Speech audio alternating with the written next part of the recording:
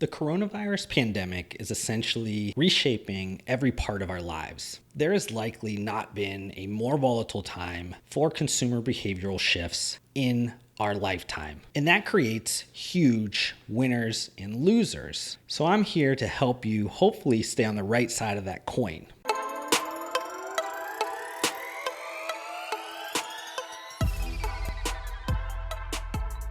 During the last 3 months, there has been an extreme amount of volatility in the market. Our routines and way of life from February seems like a distant dream. As an entrepreneur or aspiring one, if you're watching this, you should absolutely love this period. While volatility creates a certain amount of uncertainty, it also brings opportunity with it. The question is if you can recognize and leverage those opportunities to capitalize on this uncertainty in the market. If you're watching this video, you are quite honestly probably not, a Fortune 100 CEO, and you might be thinking to yourself that puts you at a disadvantage, but it actually is the opposite. You're actually in an advantageous state right now comparable to these large businesses, and that's mostly because during times of uncertainty and when the market is kind of shifting very quickly, being very volatile, you have the scenario where it's not actually the big companies that eat the small companies. It's actually the fast companies that eat the slow companies. And this gives you an opportunity to be fast. I mean, you're a small business.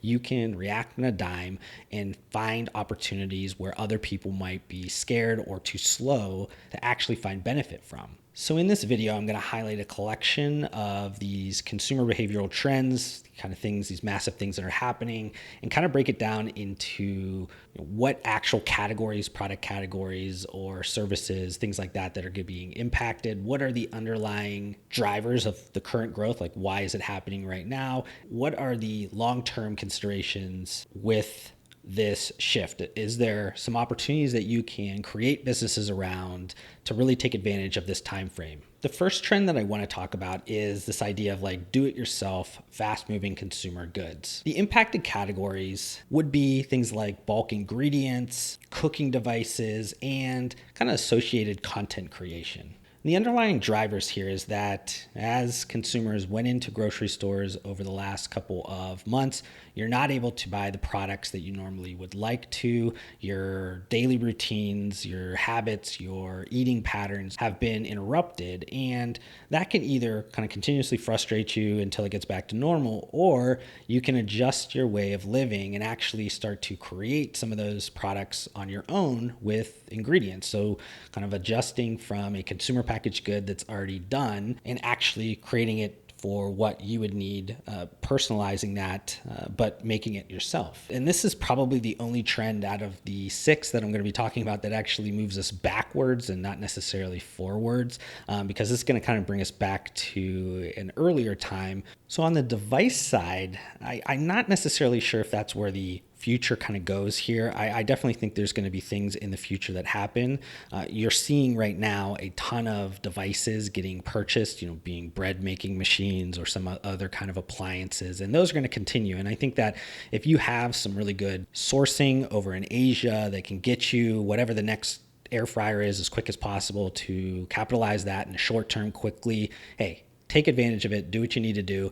But long term, I think it needs to be more connected with probably technology and some platform that provides some content, some how-tos, tutorial type things that would then create more use of the product, have some aspect of customer data, some usage data. So providing that content through text or digital, some type of platform. And I think that ultimately is thinking about Internet of Things, and you're thinking about how we're going to have more connected homes and how everything's going to talk to each other. That's where things are ultimately going to go with the device side. Now, what we're talking about with more of the back to the basics idea here is more around the ingredient side of things. And if you think about this, is that it's shown a very big weakness in Americans right now, that they're struggling to not have basic cooking skills, baking skills. They don't have those available. So they're leaning on these convenient consumer packaged goods or fast moving consumer goods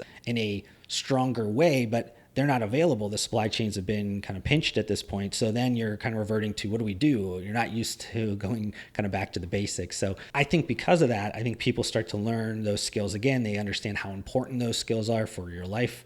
I think that then, being that we are a very diverse population and people have diverse diets and interests and things that's being driven by social media, I think that then opens the opportunity of a bunch of different maybe ingredients or different recipes, contents, things like that could be driven around different segmentation or fragmentation of the market. And that could be opportunities they're going to see in e-commerce. You might also see them start to leak into some of the larger retail channels. And I'm thinking here like, vegan cupcake things or keto cupcake mixes or different ingredients that actually can be combined into making those things. That's what I'm talking about with kind of the ingredient side of the fragmentation or the segmentation. I think those are opportunities that are probably here in the short to near term. Second trend I want to talk about is kind of at-home medical. So impacted categories here would be apps, devices, maybe mass customization of CPG manufacturing, and then associated content creation. Underlying driver here is that overwhelmed doctors' offices, hospitals, things like that, and during a global health pandemic, you don't necessarily want to go where all the sick people are at just because you want to get some things checked out, minor things checked out. So that's going to bring in a lot of people that are interested in kind of monitoring those things within their own home. Now, what could kind of happen in the future with this trend? I think a lot of people are focused on data-driven solutions. They're looking to get answers in their lives. They're looking to kind of take on a more personalized approach to their lives. I think that you're going to see a lot more interest in at-home medical devices, applications that could be linked together. And I think this ultimately goes to one of these like super interconnected, personalized nutrition type things that I've talked about on several videos. I'll pop up the video here if you guys want to watch that. I honestly think this is where this all kind of goes in the future. People are going to really want to take control of their personal health. I think they're going to realize that like a one-size-fits-all approach does not work anymore. And I think that they're going to be leaning on technology to help them through that. And the companies that are able to somehow be a part of that fully integrated solution will benefit a ton. Third trend that I want to talk about is around this idea of like burnout and just being honestly in this constant state of competition and anxiety around that. Impacted categories here would be things like functional CPG products, apps, devices, travel experiences, wellness services, and a ton of associated content creation opportunity. You kind of have to ask yourself, like an underlying driver here is that, has this put us over the edge? Has this honestly put us over the edge, be that from both a health and an economic standpoint? Is this going to be the last nail in the coffin for us to start taking mental health a lot more seriously? And I think that you're going to see more and more people start to make those decisions, start to make those trade-off decisions and say, do I need more? Do I need more constantly? Is there something that could, in the short term, maybe regulate that a little bit, helping this burnout effect? And then long term, is there replacements in my life that I can make that offers me some more balance? Now, what could happen in the future? I think this feeling of being on like a constant hamster wheel is not necessarily going to stop anytime soon in America. I think competition, people wanting more, feeling like they're always behind and there's this big gap they need to make up, I think that's going to consistently grow. And I think that social media and a ton of different things also kind of accelerate that feeling because you kind of compare yourself to a bunch of people and that causes a lot of issues. I think entrepreneurs will definitely notice that. I think they're already noticing that. They're going to try to break down a lot more of the walls of this vulnerable state of a human not necessarily wanting help around his mental health and that being something that's thought of as a weak state. I think they're going to try to constantly humanize that and bring this to a point where we accept that this is something we have to manage. And then there's going to be a bunch of solutions that are provided to that. If that is like a full cycle type of a solution, maybe. Is there going to be experiences around that to help? Yes.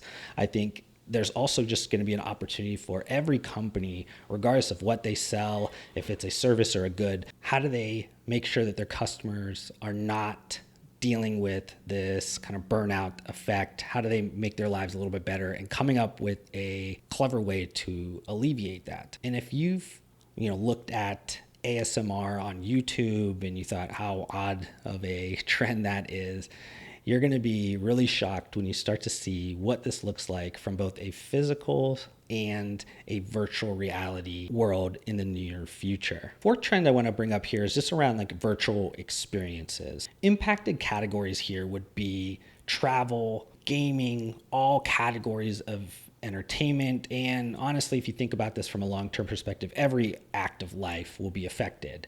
Underlying drivers here is when everything in the physical world is being interrupted, being canceled, you're no longer kind of able to do your normal life outside. You're not able to do the things that you enjoy because of these stay-at-home orders. Where do you turn? Right now, you're turning to digital content. You hacked content that's put on through some of the existing kind of television channels, but it's all still very produced and it's very honestly like low entertainment level quality. But I think that honestly changes in the future. And if we're talking about the future here, this is kind of the point where I'm going to be kind of getting a little bit futuristic version of Josh. This is one that you guys get to hear a little bit every once in a while, but this is going to take you into a world that maybe you have not even thought of before. I think that the future, which is much closer than I think anybody really understands, there's going to be this point where you're not able to easily decipher between what is real world and what is the virtual world. Now, in the near term, I think consumer AR and VR will definitely start to get much more advanced and kind of progress much quicker because of this time frame. I think most of the AR VR has been applied more on a professional commercial side of things, but I think personal VR moves a ton of steps further because of COVID-19, because I think people are going to realize they want a richer experience if this happens again. They don't want to watch, IG Live or have Zoom happy hours and things like that. I don't think that that necessarily is going to provide an acceptable experience in the future if this does happen again, which I definitely think it will. There should be no reason why we're not thriving from an entertainment perspective right now. And some people might be saying, we're doing great right now. But I think if you take a look back 3 months ago and you look at today, I think that there's been an erosion in the quality of entertainment as a whole, be that in person and digitally. And I think if we had a larger adoption of consumer AR, VR, that would have been much different. Depending on the use of biowarfare and maybe just more viruses having pandemic level impact, that erodes at the safety and just the interest of people to leave their homes. You might be laughing at that and thinking that doesn't happen, but if you just look at how many people are talking about stay at home, we're in this together, and just kind of mindlessly doing that, I think you're going to realize that people are going to make changes. They're going to realize maybe there's another substitute that's better and safer for them. This is going to be in that virtual world. And I think over time, more and more people start to accept that until it becomes very apparent that you need to be a part of that. And what I'm talking about here is that there's going to be an immense amount of new winners and losers that get created in this virtual world.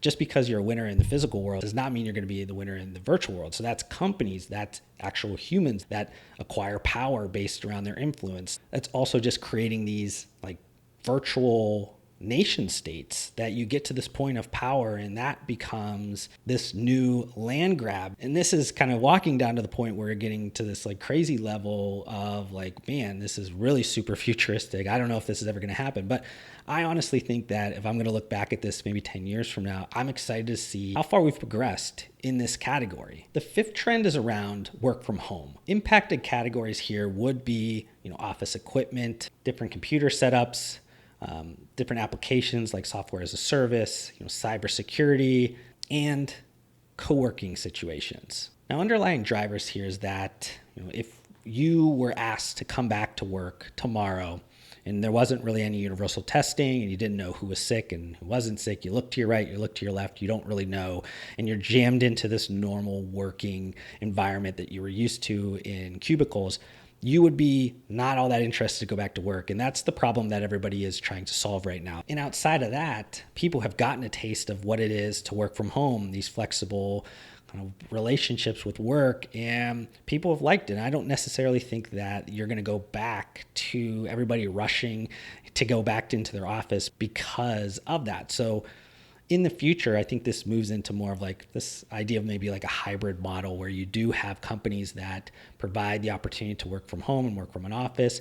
They have more flexible schedules. They have more flexible working spaces, much more open spaces. So you're not coming up and having like a bunch of kind of people jammed into a space that just creates a bad environment for things like germs or diseases or viruses. I think your first reaction here is going to be when everything starts to open up again. I think companies, leaders of companies, are going to be very aggressive to get you back into the office. They've invested a ton into a current infrastructure and a current way of doing business, and they don't want to lose money on that. So I think in the short term, you're going to see an overreaction towards people pushing back towards their employees working in an office. But I think that over time does not work out for them, because I think they will then ask for more flexibility. And if they're not given that flexibility, they're going to look for companies that will provide that. Now, the companies that provide that and provide the structure and be able to thrive in this new hybrid or only work from home environment, I think that those get the best talent. They get the easiest attraction of talent. And I think talent is the number one reason companies fail or do well. And I think that companies have to adapt to that. They have to start offering that. So I think eventually this all goes in that direction. Products and services companies that benefit from this kind of go all over the place, because you're going to have to reconfigure the way that work is done. You're going to have to reconfigure the way that commercial real estate is, personal real estate. You're going to look at just broadband. You look at security. You look at all kinds of different things that need to be adjusted. And as people stay at home more, they don't go out to work and they don't have to make that commute every day. I think that ultimately helps the thing I just mentioned before with some of those virtual experiences. As people stay at home more, I think that just drives that up as well. And then what I'm going to be talking about next also has some benefits from people staying at home. And this last trend that I want to talk about is around like at-home fitness. And impacted categories here would be exercise equipment, devices, apps, and associated content creation. Underlying drivers here is mostly around that consumers have been able to trial working out from home. So a lot of them with connected fitness equipment. They're realizing that that is actually a better experience in a lot of cases to some of the commercial gyms and some of the equipment that they're getting there. They also have an experience that's different. And I think that with a global health pandemic, I think that people are going to start to question, do we need to be in large crowds? Do I need to expose myself to large crowds more and more? I think that people are going to make decisions to not be a part of those environments in less and less numbers over time. Now, what could kind of happen in the future here with like this at-home fitness trend? I think connected fitness has really grown its market potential now. I think that you're going to see more of them lean into having competition elements. I think you're going to have them move towards more community elements.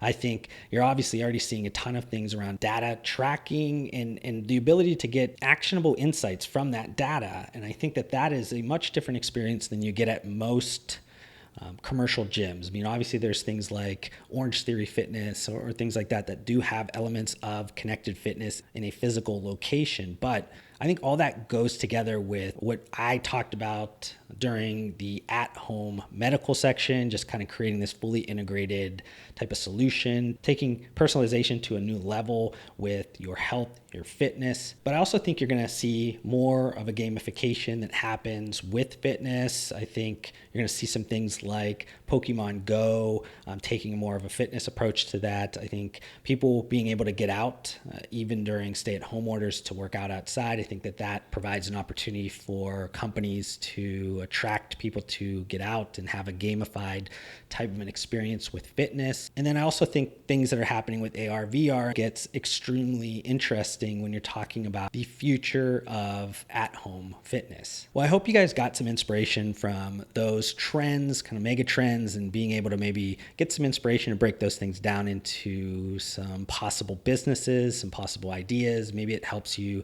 kind of flesh out some ideas that you had in your head. If you have any questions about these specific trends that I talked about, maybe some questions around some trends that you're seeing on your side, feel free to drop me a comment in this video or on any of my social media where the links are down below. Thank you so much for watching this video. If you want to help support me, make sure you guys hit that thumbs up button on this video. If this is the first time you've been introduced to my videos. Would love for you guys to be a part of my community by subscribing to my channel. I upload several videos just like this weekly. And if you guys want to connect further outside of this platform, I do include all of my social media links down below. I just want to thank you guys again for your time. Hopefully I gave you value in return, and we'll see you guys on the next video.